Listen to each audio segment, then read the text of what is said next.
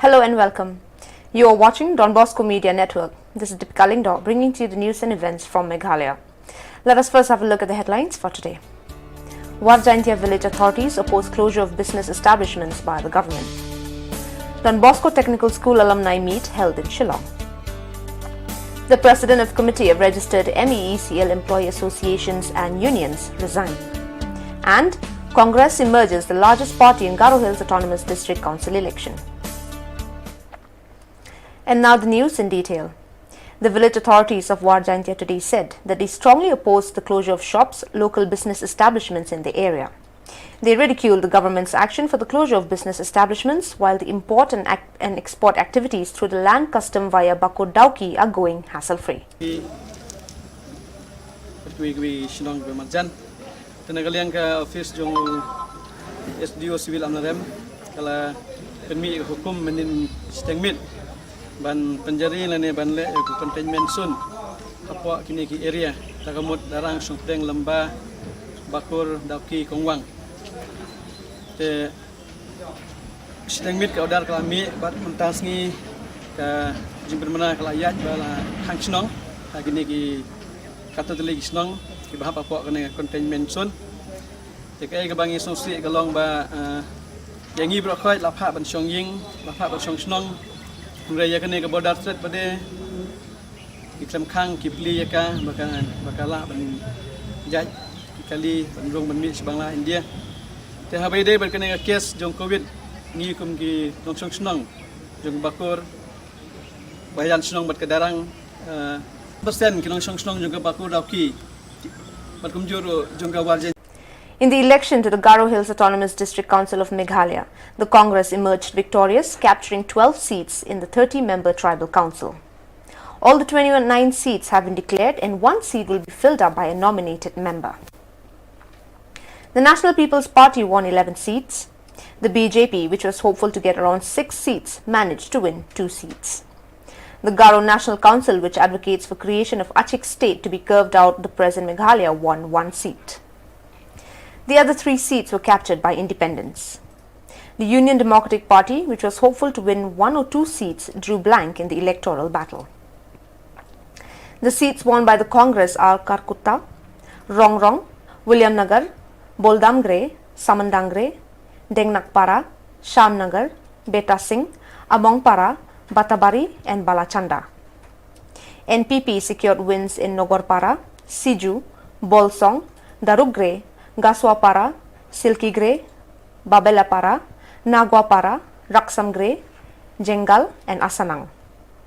The BJP grabbed prestigious seats in Barengapara and Tura, while the GNC won Rongri Kimgre.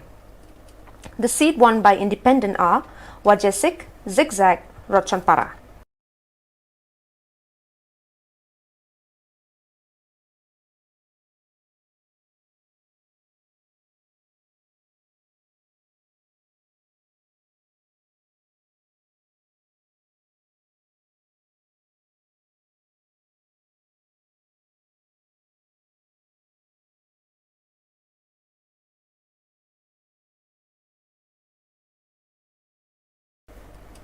The Don Bosco Technical School alumni meet was held at Don Bosco Technical Hall in Shillong today.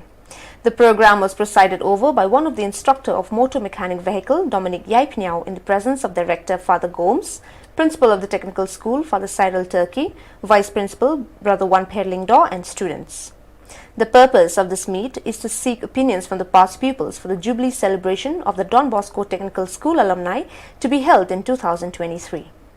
Those who spoke at the meeting were Father Gomes, Father Cyril Turkey and others. I thank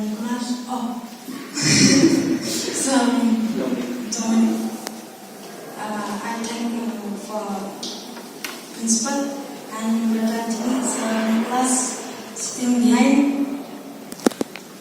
And my dear friends, my life has been quite tough, has been grown up.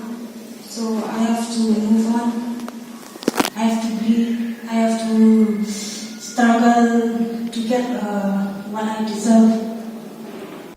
The national president of the National People's Party, Kongrat K. Sangma, who is also the chief minister of the state today, said that he accepts the people's verdict in the Garo Hills Autonomous District Council election.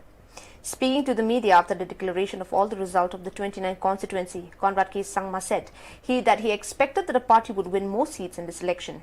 He, however, expressed deep appreciation to the voters for the success of all the NPP candidates. Yes, we got 11 seats. We had of course expected that we will get much more than that. But whatever the mandate is of the people, we accept that mandate, and we need to move forward now and also do some post-mortem in terms of what are the areas maybe which went wrong, and work on improving them for the long run. So we accept the mandate, and we determine now to work harder to ensure that we can move further and strengthen the party overall in the Garo Hills region as well as throughout the state.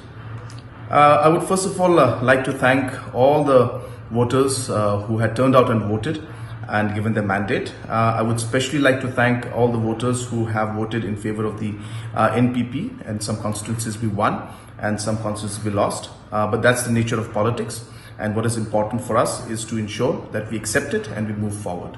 It's your home turf, and here also BJP won the seat. So how would you like to comment? Yes, Tura has been a very tough fight.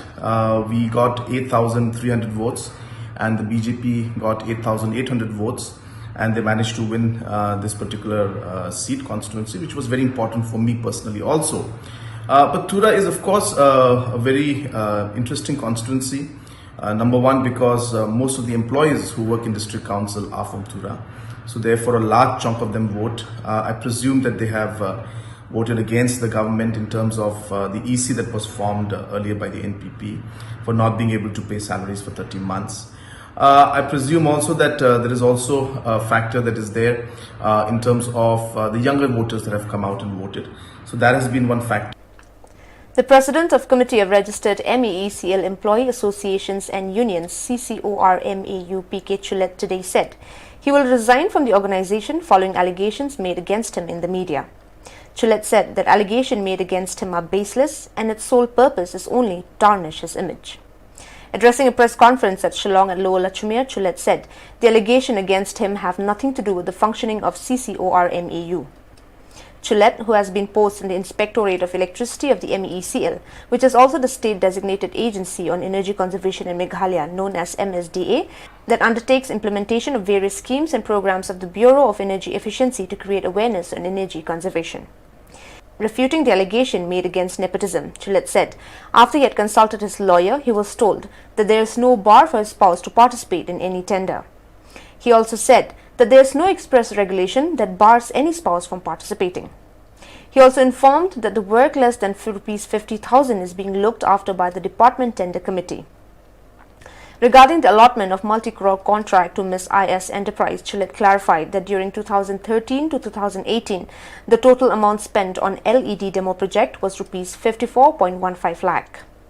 The major chunk of the project was allotted to Ms. Karma Enterprise for Big Village-led campaign at the cost of Rs 16.88 lakh. The remaining balance of Rs 37.26 lakhs was split and utilized by 9 lights, luminaries and one for village campaign for Rs 1.2 lakhs. The demo projects were executed by 3 firms, and Chulet has also filed an RTI for the total amount of works executed by the Ms. IS Enterprise. Chulet also informed that for dissemination of messages on energy conservation, amount of Rs 29.07 lakh was spent on roadshows, publicity awareness and other forms of media publicity. He also informed that all the accounts have been audited and certified by the chartered accountants, and the allegation of multi-crore contracts can be termed as totally baseless.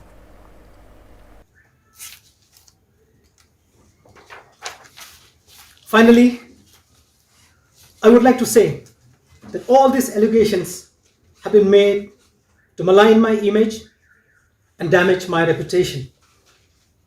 Friends, I presented the facts and figures and clarified my stand. However, since unfounded allegations have been made, and for the dignity of the Coordination Committee of Registered MEECL, Employees Association and Union, CCORMAU, and for the principle that it stands for, on moral ground, I am stepping down as president of Sikorma. I expect others who face similar allegations would do the same. As I exit, I would like to thank all the constituents of Sikorma for their unflinching support during my tenure. I was privileged of having the honor to serve as president of the coordination committee, which is fighting for what we believe in is right.